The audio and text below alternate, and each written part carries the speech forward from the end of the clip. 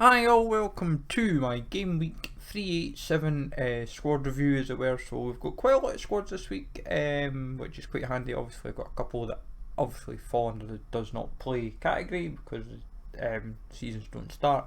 But we are looking in not bad shape, if I'm honest. A lot of this is due to Vispa not being a Friday game.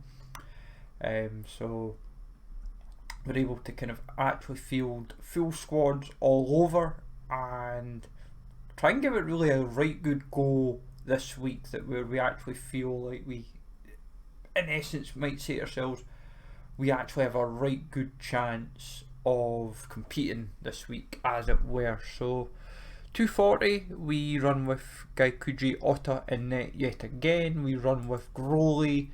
We've went with Growley in defence for being kind of bold, but at the same time, it's where I'm thinking.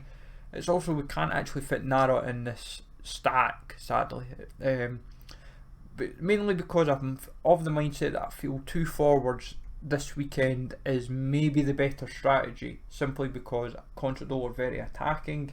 Yes, Nara scores well generally, but I thought, looking at it deep down, I thought Otta, Growley, Idaguchi, Yamagishi, Lukian was best out. I thought Gamba's finding form, but Kyoto kept a clean sheet last game out and could easily do the same again. So we'll see how that one plays out, but Vispa Consadole could be a very attacking game.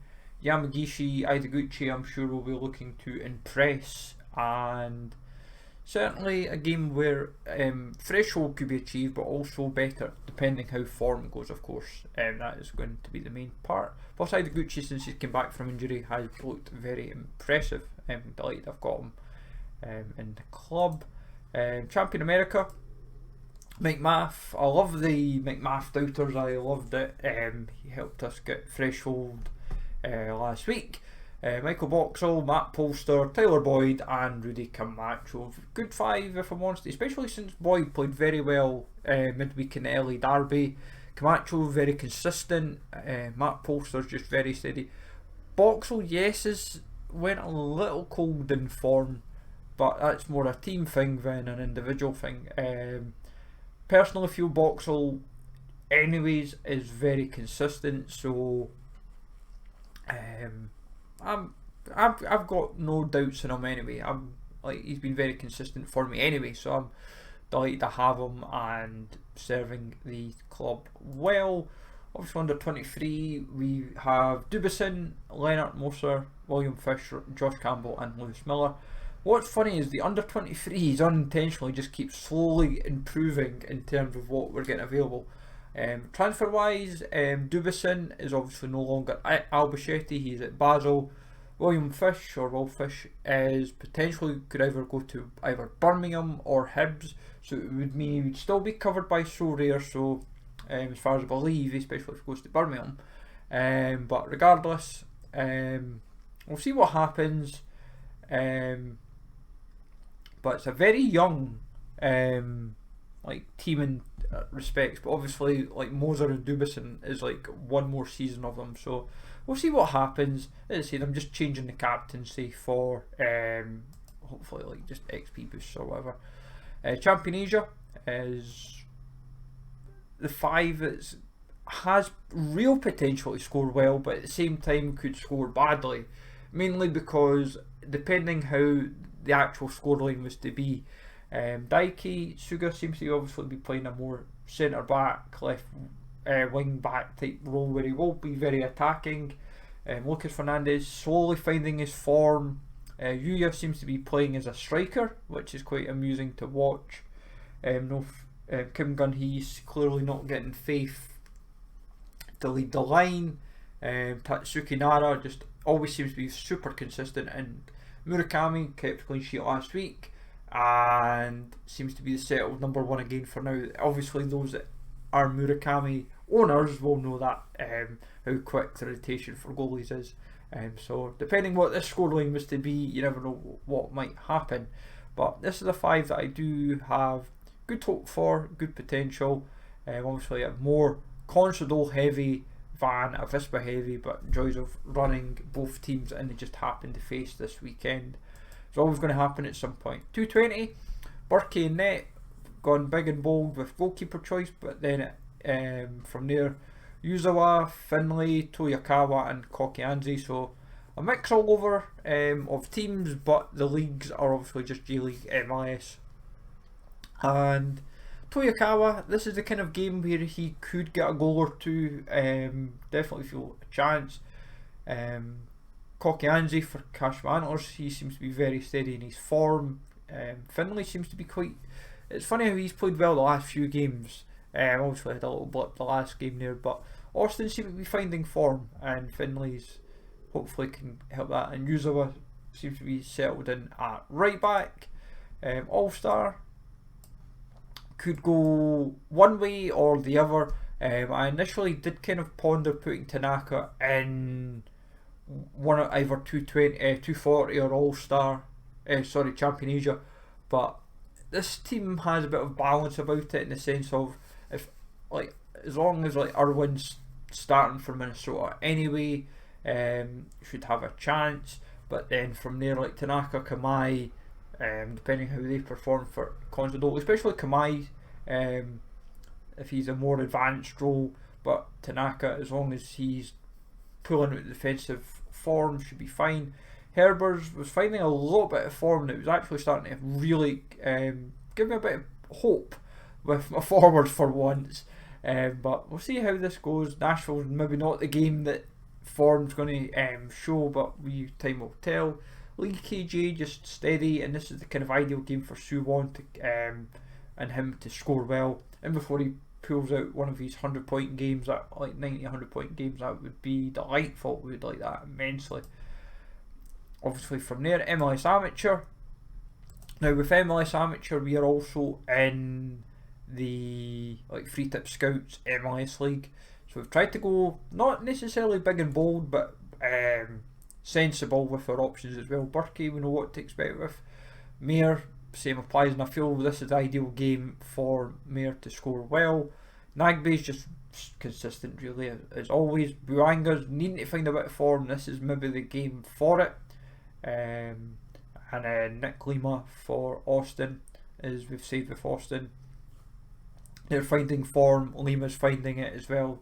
And if he's producing 60-70 point games, then we are the ones that will find the benefit from it.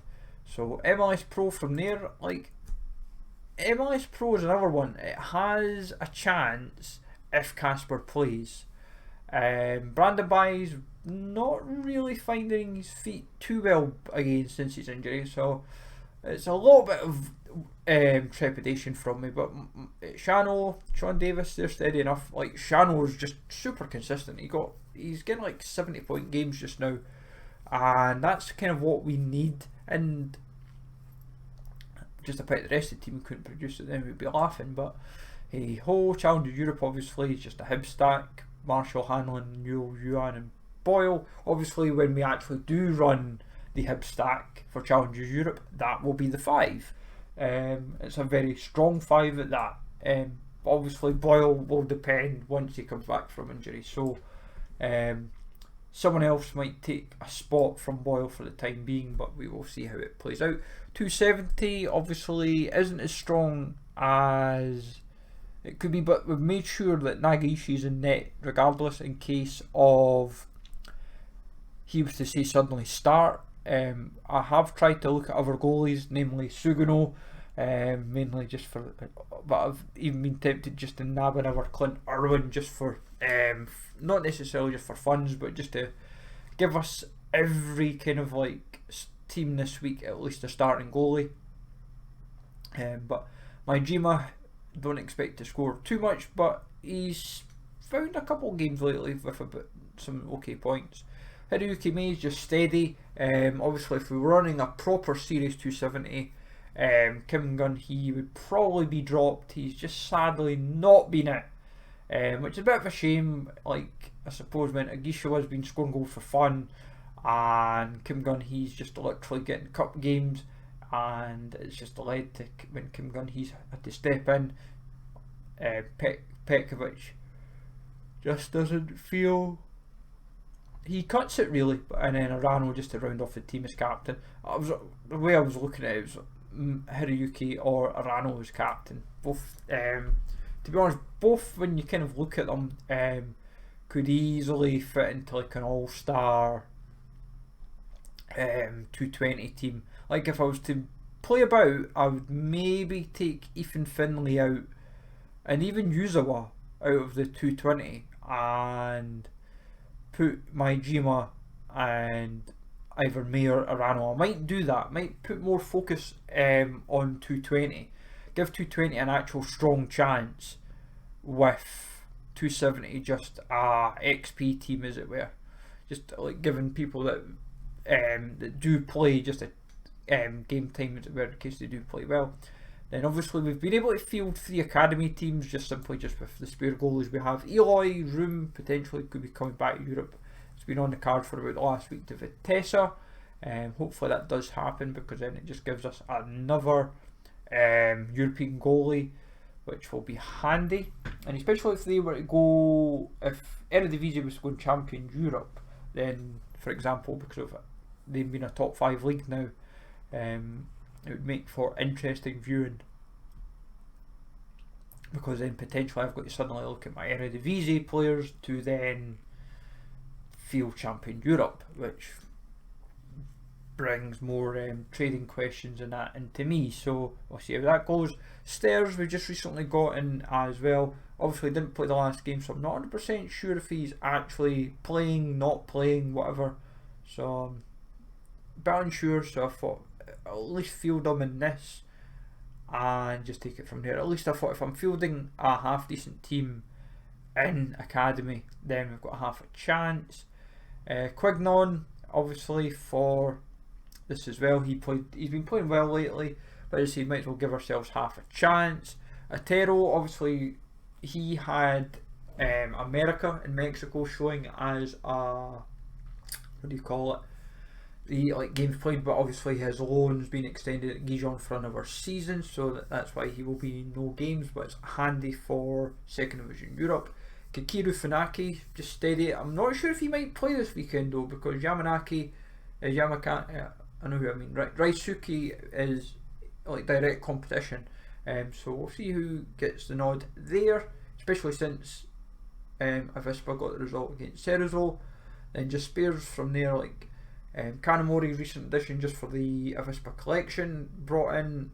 He played well last week, so he might get, depending how he plays this weekend, it might force our hand for like next week, for example, to put him in one of the other teams. Fukumori's just sadly not getting game time now. It's brutal. You spend good money to bring him in and it proves to be a disaster.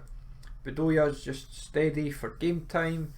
Then Academy Team 3 is a mix of like Gold Cup players, so Kimar, Lawrence, Godoy, and then Bronico, because obviously the goalkeeper forward wise we just don't have any actual other starters because no one else is, because there are no games, especially Schofield, since he doesn't actually play for a team that's covered by Sorare at the moment, and Esqueta is obviously just not covered for now because the second tier Liga High Promotion, as it's now known, is not covered by Sorare just now because they're not playing games. So, but all in all, 13 teams. Feels rare to actually have that many limited squad, but it just kind of shows what we actually have. But as I said, 220 and 270, I think I'm going to sit down and adjust after this video. Now that I've kind of thought about it a little bit more, I'll get a look at caps and whatnot, and just might mean Berkey gets dropped and we adjust MLS goalies again, because we brought Kalina in, but I might change that over again. I'll see how it goes, because we can afford to keep swapping, and like I don't plan to drop Berkey for any reason. Like I'd rather keep Berkey for something, and if I've at least gone for amateur and pro and even for 220, I'm delighted, but we'll see how it goes. So as I said, let me know what your squads are for Game Week 387. I'll even show 386 just to round up. What I found funny is we had 3 players, out of all the players we had for this game week, we only had basically the 5 that are in 240 because they had games, but obviously Eloy doesn't play just now. Then in 220, everyone obviously for there, plus Bronicos, we only actually had 10 players. Naidgoda and Maibala were on the bench, but because of Timber's game being suspended, it meant for Zuparic, he only got the point for playing at the time, which was 33. So it's a bit brutal that we basically missed out. In an ideal world, we would have loved to have had, like, say, Kalina and Zuparic, for example, in that squad, but I didn't expect Godoy to not be playing, because I thought with him being the captain for Panama, I thought as long as he played, I thought from the 4 we would have fancied my chances, and especially 71, 58, 77, Godoy is usually a good hand for, say, 45, 50 points. So we've missed out on another $5 for that, which was a bit brutal. Would have been really nice and handy to have, just to try and wrap up options, but just the way it goes, sadly. But let's say the rest were just XP teams, really, just to keep them all ticking over. But we go from there. So let me know, folks, how 386 went for you and how you're looking forward to 387. So have a good one, folks. Take it easy, thanks for listening, and I will catch you all later.